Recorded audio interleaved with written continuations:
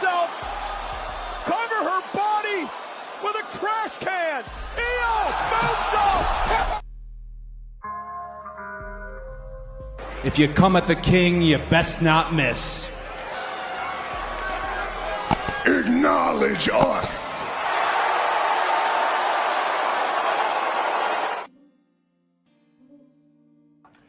Hey, guys. We're here at WWE Survivor Series WarGames 2024 post-show review. We're here to talk about the review of Survivor Series. We are just ended this show here. We are going to talk about the PLE here. We'll talk about the matches, everything that happened. Then we'll go over my final review. And then, of course, we'll go what went wrong with Survivor Series WarGames. You guys get the lights up as we come into the ring. And we here live on Facebook and X as well. You guys get the lights up over there. I'll get into it, guys. This is the last PLE for the main roster until Royal Rumble. Now, we do have deadline next week. That's for the NXT brand, which we know is developmental. With that being said, let's look over the match card for NXT WarGames. And these are the matches that happened for WarGames. We have the men's and women's WarGames matches. We open with the women's WarGames. We close with the men's WarGames. We had not one, not two, but three title defenses tonight. We had the United States Championship that was defended tonight. We had the Intercontinental Championship that was also defended tonight. And we also had the World Heavyweight Championship that was defended. So we'll talk about all these matches here. But yeah, this is something to talk about. First off, let's talk about the women's WarGames match, guys. Women's WarGames match. This was team Rhea versus team Bianca or Rhea, more likely Rhea versus team Liv. But let's talk about it. Now, the way this went down, the order went in the entry of the competitors. It started off with Naomi, then Candice LeRae, then Bianca Belair, Tiffany Stratton, Io Sky, Raquel Rodriguez, Rhea Ripley, and last was Liv Morgan. Now, it started off with, like I said, originally was Bayley and Nia Jax. There was Naomi and the others that I mentioned, but they was going through at it, and Nia was dominant in that match. Nia was very dominant. As you could tell that they was getting each other softened up pretty much for whoever else, because Bayley's team, which is Rhea's team, they had the advantage. And despite that, Nia's side, they have the size advantage. Nia demolished everyone. She had some good spots. She was taking out everyone. She was taking out two opponents at once. Her and Raquel Rodriguez was definitely taking out people. It was like the first 30 minutes of the match was just a number of weapons. You had the toilet seat, you had kendo sticks, tables, you name it. They ran through the whole thing. And when they did do that, we know that once Liv Morgan was the last one to come in, she did not go in alone. She brought her signature baseball bat. And of course, we know the spots that we all want to see when it comes to WarGames, which was Io Sky. And it was Io Sky in that trash can. If you guys remember that. And this time, it was a little bit different. It was with colors on it, with purple. It wasn't a clear trash can. She had purple and a little bit of yellow at the bottom. And simultaneously, Tiffany Stratton did Swanton Bomb. So if you guys remember that part of the match, that was wild. Gonna arm herself, cover her body with a trash can. Io moonsault. So yeah, that was a good spot. With that being said, gotta give it you. Yeet. So we saw that. Now Io did the trash can similar to last year, different color. Of course, we know that happened.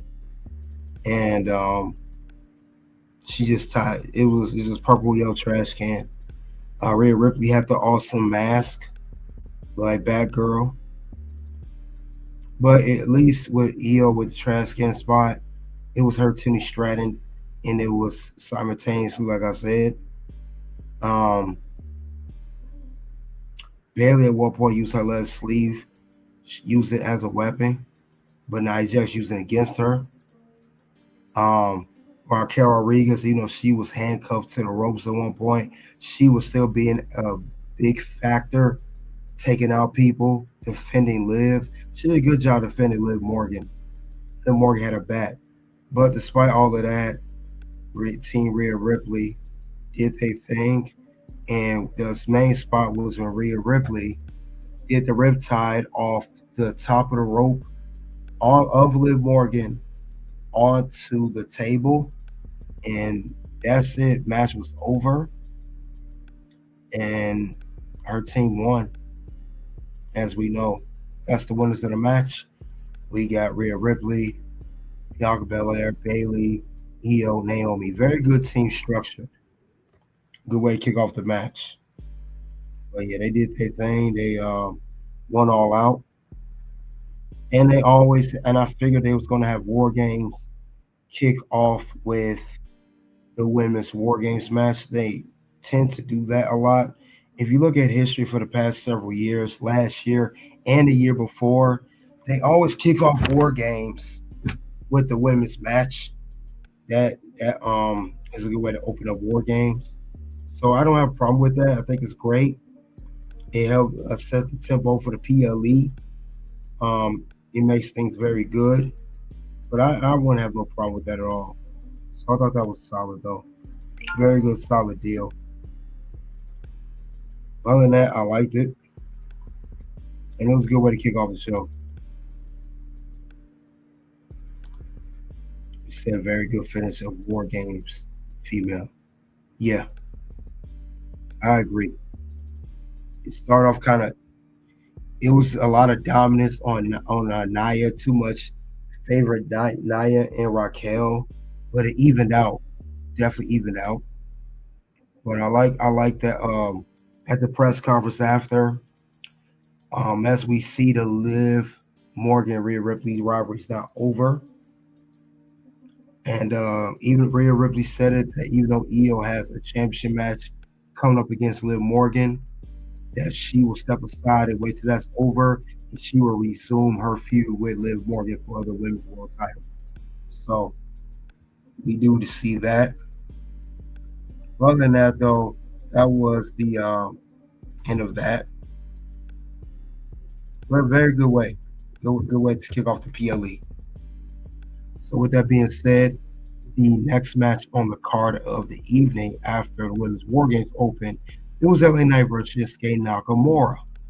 Now, Shinsuke been coming at LA Knight for weeks. He just attacked him on this past SmackDown before.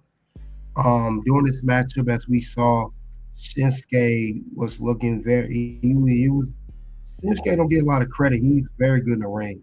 Now I know he's been now beginning to push that we all hope for, especially dating back to his NXT days. But Shinsuke, other than that, has put on a great performance. He was never pushed correctly. When given the opportunity.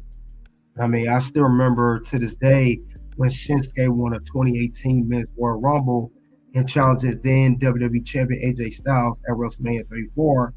And with all that build-up, he loses, then they turn him heel. And now he has been the same up until now. And he had the upper hand on LA Knight right away. LA Knight came back. He has some good offense as well. But the thing interesting about this match between Shinsuke and LA Knight, these guys, Shinsuke did not use the black mist, I should say. He didn't use that during the match at all, like he did on SmackDown. I thought that was unique because he didn't even need to do that. However, he did have a good time getting under LA Knight's skin. Now, I know LA Knight hit the big elbow drop off the top rope, but what he did was he hit a reverse DDT on a steel plate between the two rings on LA Knight because both rings were still together for the War Games match. Then Nakamura hit the Kinshasa. He got the win in his third United States Championship. Yes, he is your winner, brand new United States champion, Shinsuke Nakamura. And I give it to him. Shinsuke gave LA Knight that work. So whether you like it or not, you about to get that work, son. So he's your new champion. This will be the third reign of Shinsuke Nakamura. This ends LA Knight reign of United States champion at 119 days. He won at SummerSlam this year. So we're gonna see what the next move gonna be for Shinsuke. I'm glad he won. Hopefully WWE don't drop the ball with him this time. I really hope that he gets a push. Maybe even get to the world title picture. I know this sounds kind of far-fetched, but this is Shinsuke Nakamura, the guy who had a very long, great career in New Japan before coming to WWE and doing this thing here. So congratulations, Shinsuke Nakamura. I had a feeling he was going to win. He's the foreign heel. He had just came back. It didn't make sense to build him up like this, attacking LA Knight, getting a win on SmackDown against Andrade, even though he used a heel tag and exposing the turnbuckle. It didn't make sense to build him up then for him to lose. So it's good that he won. I'm glad he did. So with that being said, I gotta give him a yeet for that one. Yeet. So I'm glad Shinsuke won. I'm waiting to see LA Knight will get a rematch more likely, maybe at a SmackDown or whenever he gets a rematch, and build him right this time. Do right by Shinsuke. Do not put him down. Do not, as they call, bury him like it's been done before. I hope Triple H and the creative team do the right thing by putting Shinsuke over, because this man should have been over 6-7 years ago, at least. Tyler, salute to you. What's going on, man? But yeah, that is the end of that match. That was our first championship that was defended tonight, and Shinsuke Nakamura got the win, brand new U.S. title, and thank goodness LA Knight do not have the United States title no more. I don't know about you guys.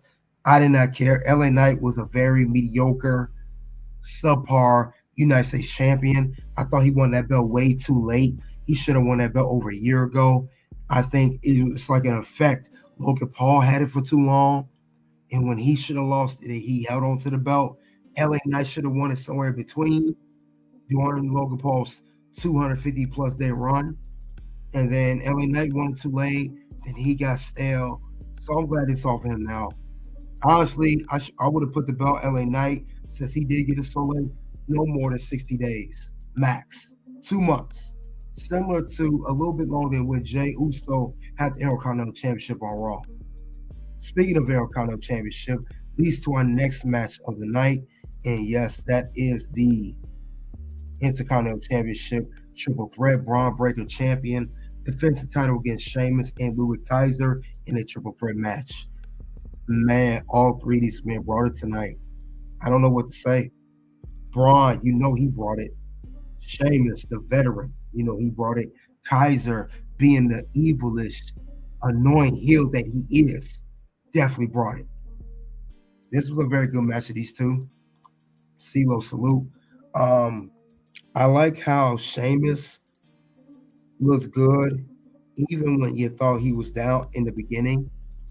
And Bron Breakker, I like how he didn't just focus on one person as the heel. He could have easily been a coward heel or coward champion, I should say, and just focus on Sheamus and try to get Kaiser out the way. He took equal amount of time attacking Sheamus and equal amount of time attacking Kaiser. And then afterwards, Kaiser and Sheamus had the interactions as well. I like that part too. But this was very, very good. Um, Kaiser just like I said, he took a breather a while. He let Sheamus and break get into it. He threw when Kaiser did come in, being the annoying heel that he is. He threw the chair into the ring, which was legal, triple threat rules, and it did not work in his favor. It didn't. Braun Breaker laid him out before he could use it. Him with spear. I know at one point that Braun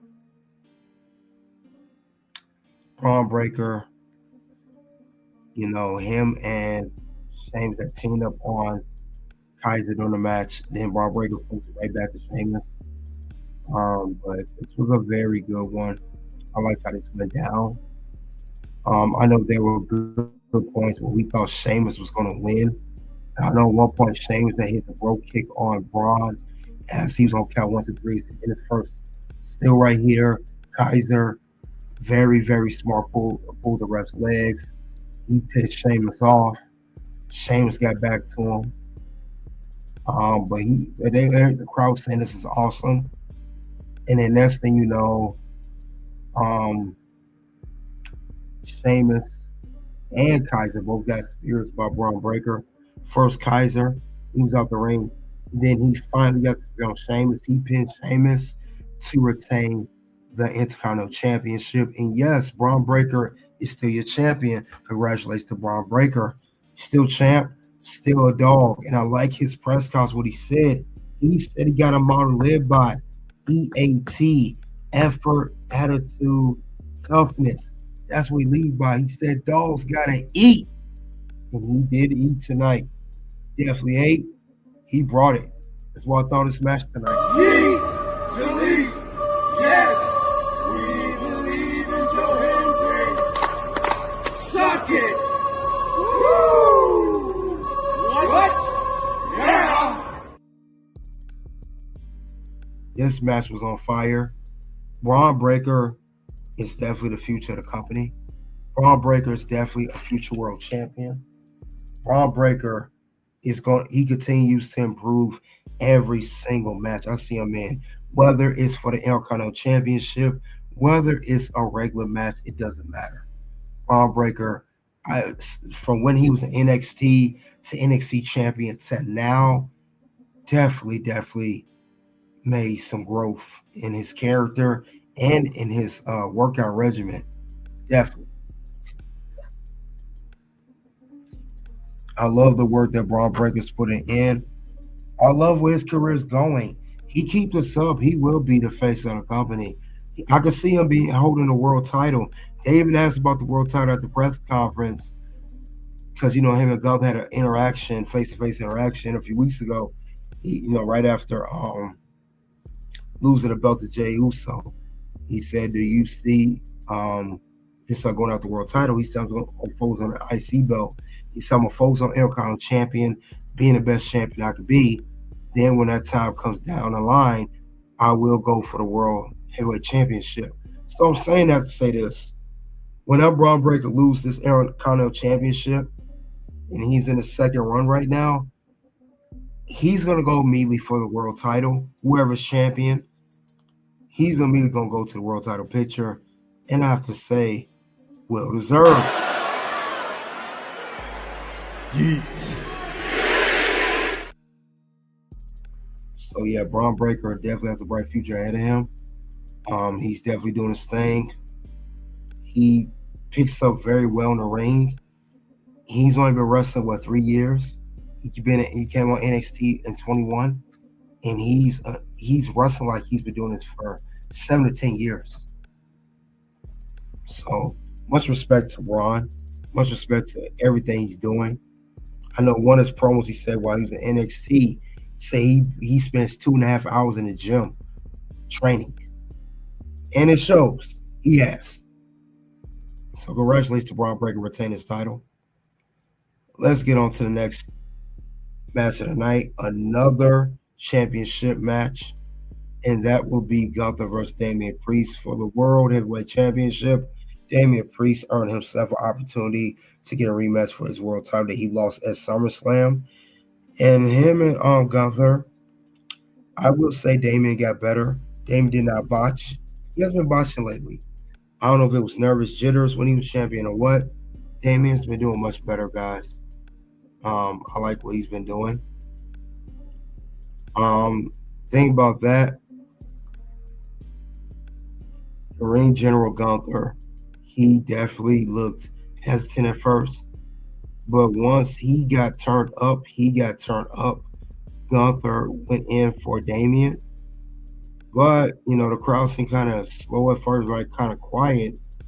But I know Damian Priest had a bad fall. He said, I'm out. I know there was chops after chops. Damian chopped Gunther, and Gunther chopped Damian. Definitely a technical match. Gunther being technical with Priest, and Priest being technical with Gunther. I like how Damian Priest did a shoulder tackle, and they did a good job working on his shoulder. But he did, he tweaked something in his shoulder, work or not, and Gunther focused on that. They played off of it.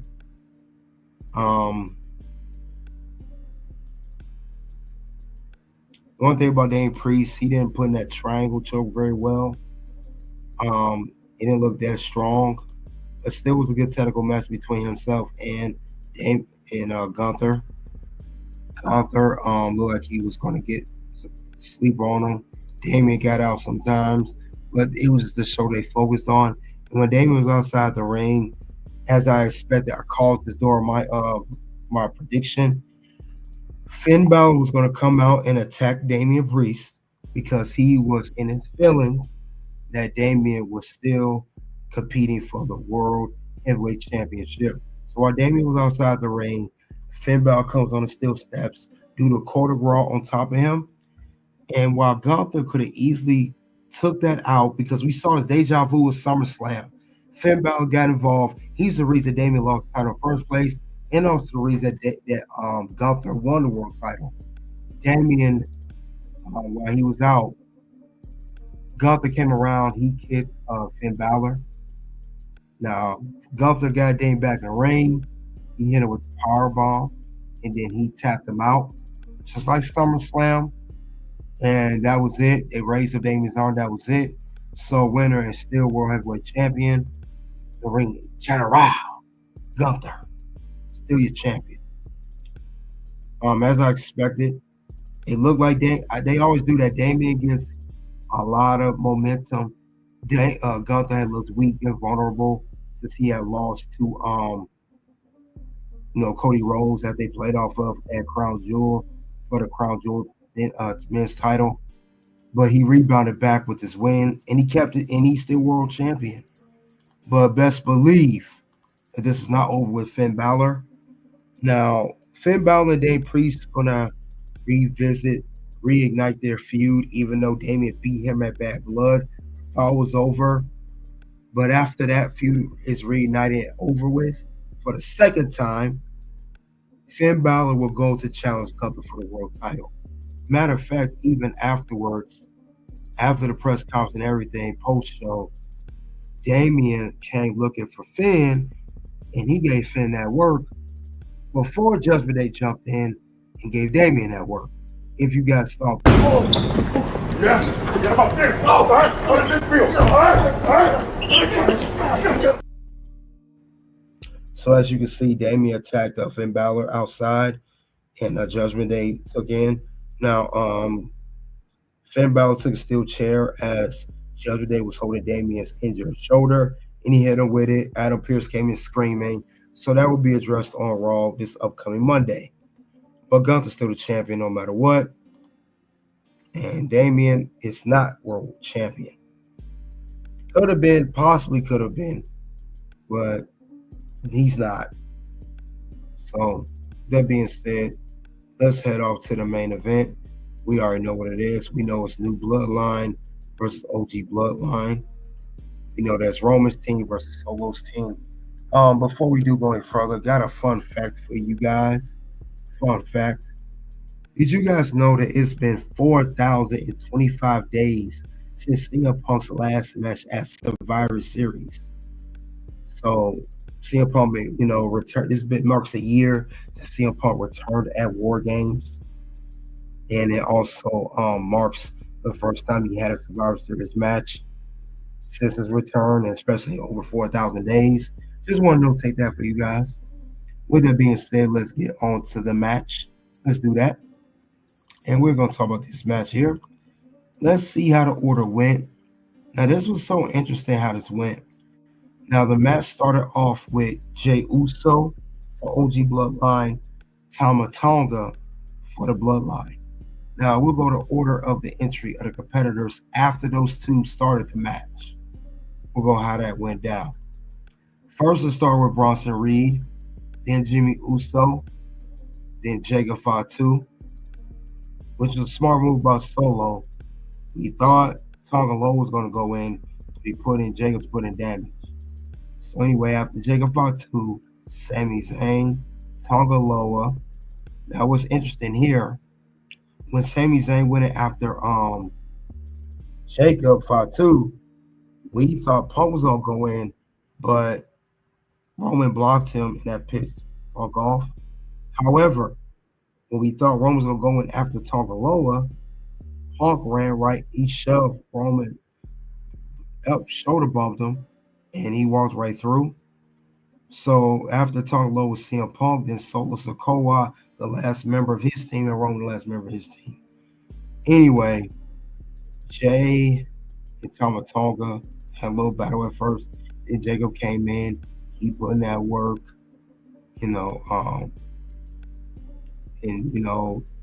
Bronson Reed and Jacob was dominating. They just could not be stopped.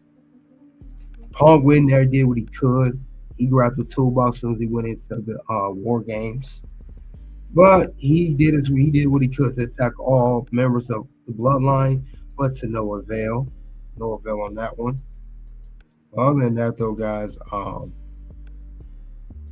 the Punk did do that. He got attacked. Like I said, Bloodline was dominating. It was definitely dominating. However, later on the match, we saw that Jacob was dominating. We even saw the whole team laid out set for Punk. Then it got dominated so good that Solo and the rest of the Bloodline allowed Roman out of the cage. So Roman when he did enter into the War Games match, and the match did not officially start until all 10 participants are inside the War Games cage. Roman climbed the cage, jumped onto everyone, did a dive, and then after all of that, these boys went to War Games. Now there was a little mishap. Now Punk, like I said, Punk and Roman back and forth beef. He got to the point where Punk stepped in saying, "Hey guys, this is War Games. We gotta go to war. We have to win." And then quickly, Punk and Roman Reigns knew the assignment, and they stood on business after that. It was a little mishap. Like I said, Punk was accidentally speared by Roman. Punk was gonna put, I think, Tonga Loa and Tama Tonga to sleep. Roman was gonna spear Solo. Solo pushed Roman into Punk. Roman always accidentally spears someone. It's like he did Rock at WrestleMania. But other than that, it was one spot where we thought Bronson Reed, he had Roman on the table. He was going to do a tsunami on the all the way to the top of the cage. Punk pulled Roman off the table, and Bronson Reed missed, and that was a turning point in the match. And that was a good spot right there. Very good spot right there. And Roman extended his hand out to Punk, and they got up. So it solidified him a little bit. But Bloodline would get up. Solo would get up. Jacob would get up. But at the end of the day, Bloodline got taken out by the OG Bloodline, and it always ended with Solo in the middle of the ring, getting that work from everybody. Everyone took turns on taking Solo out. Super kicks by the Usos. Uber kick by Sami Zayn. A go to sleep GTS by CM Punk. And last but not least, we get the spear by the OTC Roman Reigns. Roman pins Solo 1, 2, and 3. Winners are the OG Bloodline, the team of Roman, Punk, Jay, Jimmy, and Sami Zayn. But I expected them to win. Remember, last time they all teamed up, with the exception of Punk, they lost the crown jewel. Solo actually pinned Roman. So I said it at the crown jewel review. I expect Survivor Series to roll around. OG Bloodline would need to get this win, and they got that tonight. Now, I thought something was off with this. It was a lot of extended play. We saw, Roman at some parts of the match picking up everybody, holding everybody up. Roman, Punk holding everybody up. Sami holding everybody up. And they all hugged each other. Roman held everybody except for Punk. Punk held everybody except for Roman. Him and Roman shook hands. They did do that. Then they all put the ones up except for Punk. They went to the end of the ring. They walked very slowly out the ring. It seemed like something was going to happen, but it didn't. It seemed like someone was going to come out, but they did not. And they all walked. Roman, Punk, and hugged onto a wise man. Roman low-key is jealous of the whole Punk and Heyman relationship.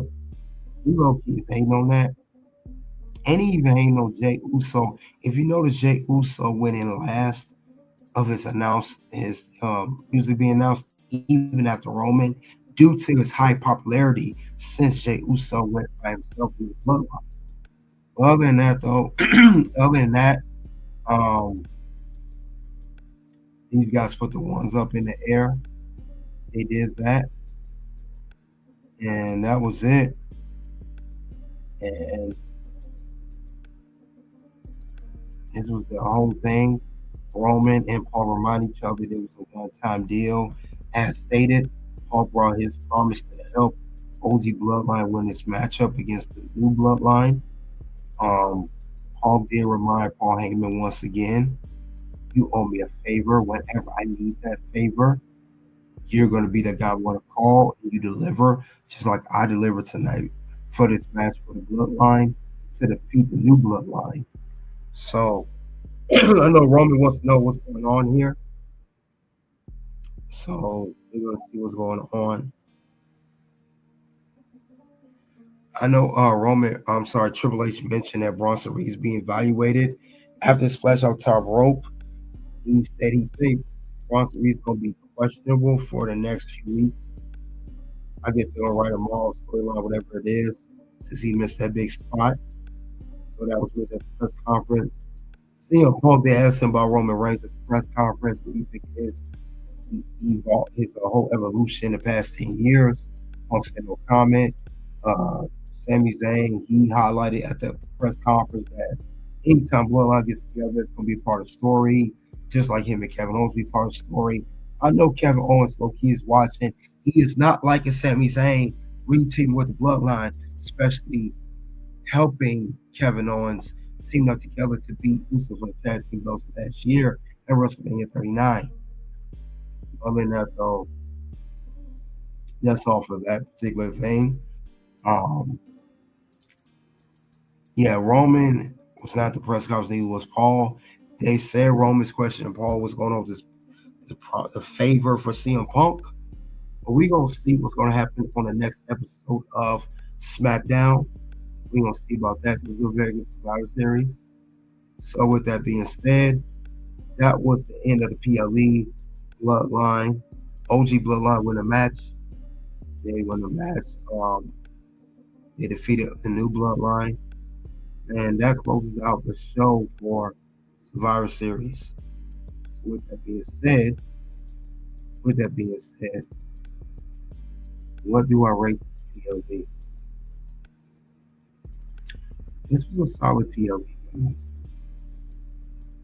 Solid PLE. I give it a 4.5 out of 5. Very good. Very good. Now, most of the matches went down like I thought they would. Shinsuke winning, I really was surprised about him. I thought LA Knight was going to win. When I saw Shinsuke, getting the momentum that he had, that he was going to possibly win. I knew that Damian was going to get screwed by Finn Balor once again. I knew that was coming. No surprise there. Bron was going to retain. No surprise there. Team Rhea Ripley winning the women's WarGames match to open the PLE. No surprise there. OG Bloodline winning. No surprise there. But other than that, though, very good PLE. Last PLE of the year for the main roster. We do have NXT headline next week. We have Raw on the Netflix January 6th, as Triple H stated in the press conference. However, despite the high rating, we got to go over what went wrong with Survivor Series WarGames. And I'm going to go over what things I noticed with Survivor Series WarGames, what happened with the show, what's the things that I did not like of this particular PLE. With that being said, let's dive into it. One thing, I didn't like the Gunther Damian match finish. I didn't like the finish. And the reason I say that, I knew Damian was going to lose. Like I said earlier, if you look at SummerSlam and Survivor Series ended the exact identical way. Gunther retains or wins the world title. He taps Damian Priest out with a sleeper, and Finn Balor interferes. When three things happen, Gunther hand is raised, Finn Balor interferes, costing Damian Priest the match, and Gunther puts a sleeper hold to take out Damian Priest. I understand what they're doing. They're trying to tell the story of Finn Balor competing for the world title. I understand that they want to reunite the feud between him and Damian. I get all that. I really do. I get where that's going. But with that being said, it don't make sense. It don't make sense how they're doing this. And I don't like this at all. Damian Priest, I'm not mad that Gunther retained. Knew he would retain. Why he couldn't just get Priest with a powerbomb inside? Clearly, he worked on his shoulder the whole match. Clearly, Finn Balor interfered, hit the Court of Raw. So that would have been enough ammo in the match. Enough fuel to give Gunther to let him hit a powerbomb and get the 1, 2, 3. I don't think we needed the sleeper. I don't even think we needed Finn Balor. Finn Balor didn't even have to attack Damian Priest this time. He could have just caused a distraction. This music could have hit. He could have just came out. Damian could have turned around, looked at him, and Gunther would have hit with a powerbomb. Boom, 1, 2, 3, over. So I didn't really think that was needed. And of course, we saw Damian Priest attack Finn Balor. They attacked each other. But this definitely goes on the list. I gotta say it. Goes on the list, no doubt. You just made the list! Yeah, this definitely goes on the list. I didn't think this was necessary. This does not need to happen. Gunther is a very good competitor. He clearly don't need nobody to help him win a match. That's why he kicked Finn Balor in the first place. And he slowly transitioning to a babyface. I didn't think that was needed. It was a little bit much too extra in that finish. I don't think that was needed at all. Kind of made Gunther look kind of weak. You already was looking at Gunther sideways when the way he won the world title in the first place at SummerSlam. I didn't think we need to add this in yet again.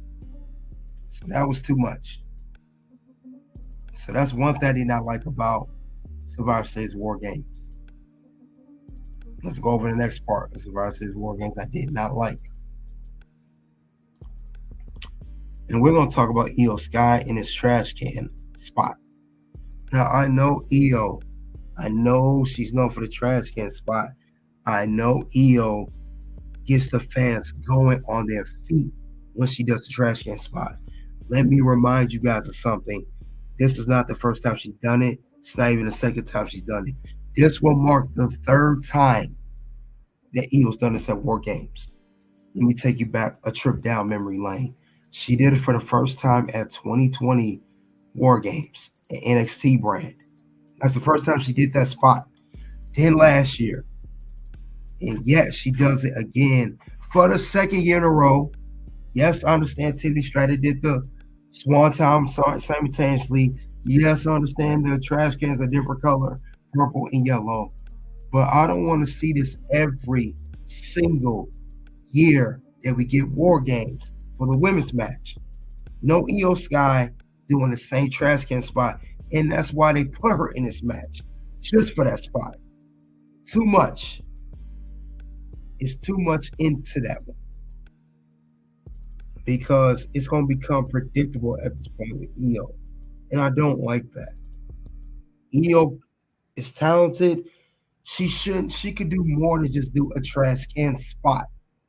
She actually has talent. Io can wrestle. She could do more than just do a spot. It's like you're limiting her. You don't have to do that with Io. Io's one of those talents that can do whatever in the match. It's going to get over regardless. We've seen her do this back with NXT WarGames. I don't want to see this for a fourth time next year or the year after. Now, I know she has the record being the most women's WarGames matches, which is great. Phenomenal, right? But we don't have to see a trash can spot every time she performs in this match. So I don't want to see that. It gets too old, too quick.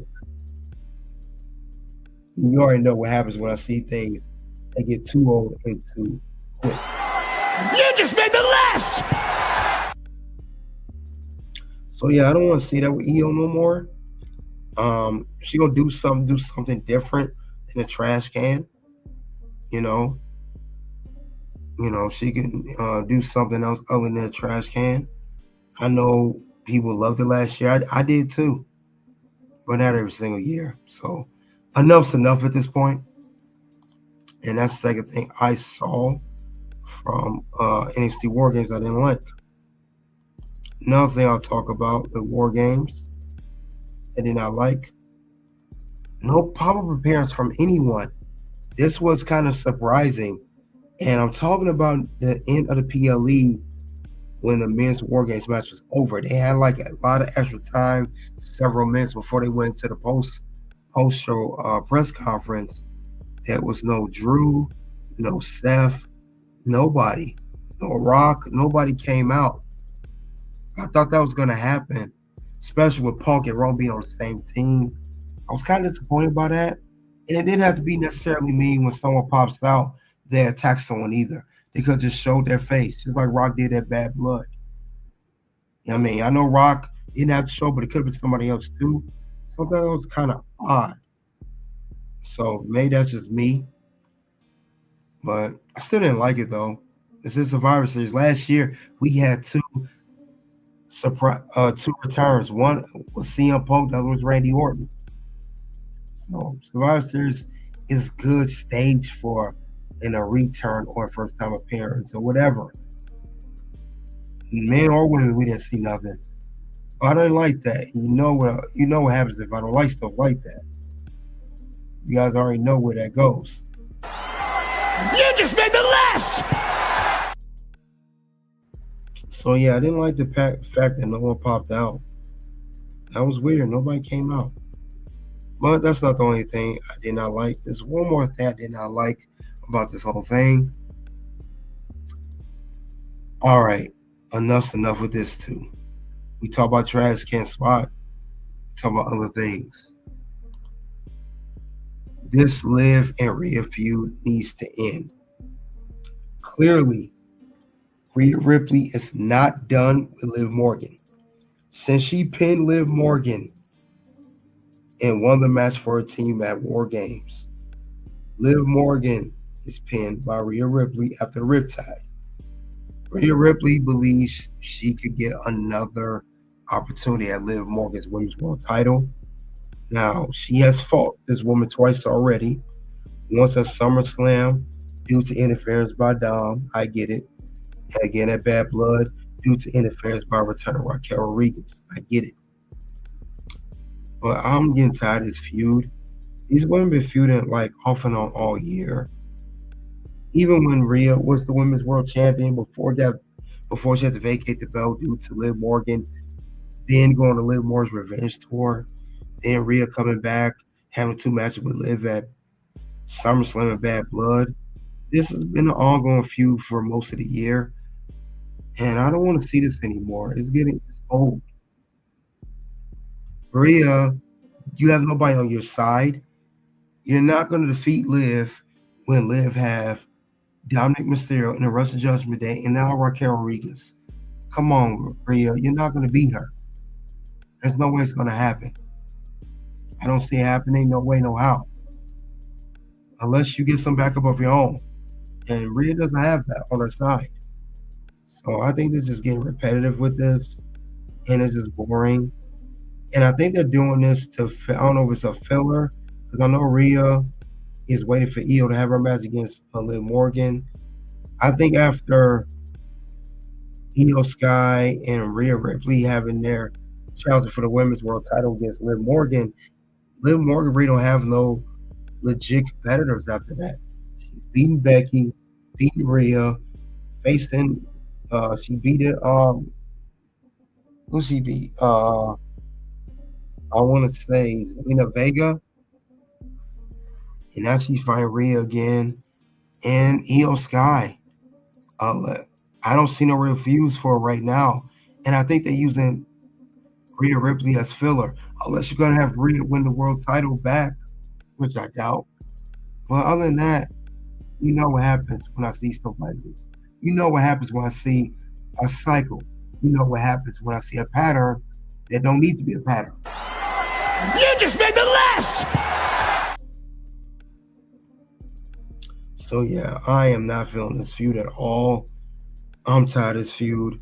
There's a lot of women on the women's Raw roster that Liv can have a good feud with besides Rhea Ripley all the time. She can feud against somebody else. Come on. Now I know most women are in tag teams or stables, but kick off something. You know. Or maybe after you defend the title against Io, Liv Morgan retains, feud with Dakota, feud with Kairi Zayn, whatever.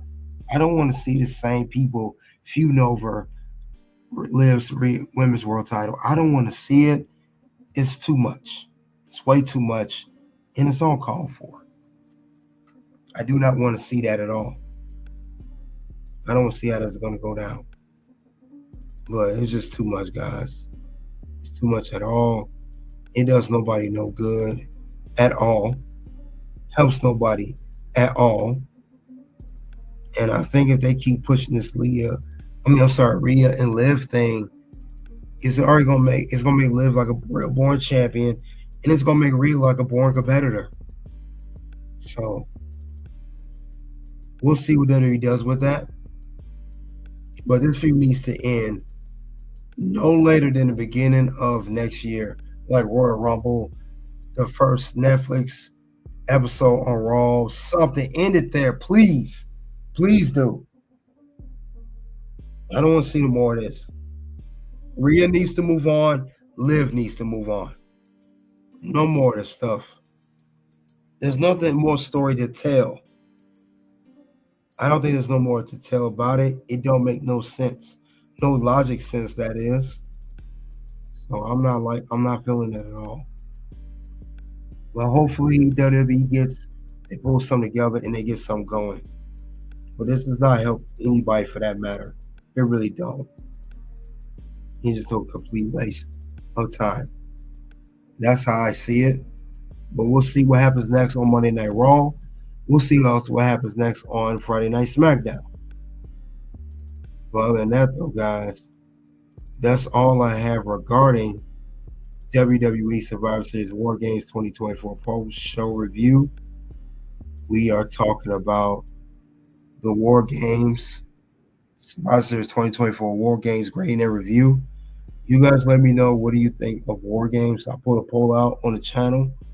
If not tonight, by tomorrow. Did you think it was great, okay, mid, mediocre, or straight whack, whatever? Like you guys let me know. And I'll put, like I said, I'll put a poll out for that. But other than that, very good, solid PLE. We have to see what happens on the next upcoming Raw and SmackDown. We got Raw going to Netflix beginning of January. And SmackDown is already back on USA Network. Oh yeah, we do have Saturday night main event, December 14th. Cody Rhodes will defend the WWE Championship against Kevin Owens, and we have some other matches alongside as well. So we'll see what happens next, though, guys. Thank you all for coming out. You guys check out the content here. Click the links below. Check out the content here, guys. You guys already know what it is at this point. It is OUT. Like I say this a lot, we're not a sport, we're a movie about a sport, or a TV show about a sport, right? So the interest of all the other, I feel like the heel turn did wonders for me. There was a sense of reality in that, to where I had hit a point, and the babyface stuff was going great. The Alpha Academy stuff was going great. We had a blast with that.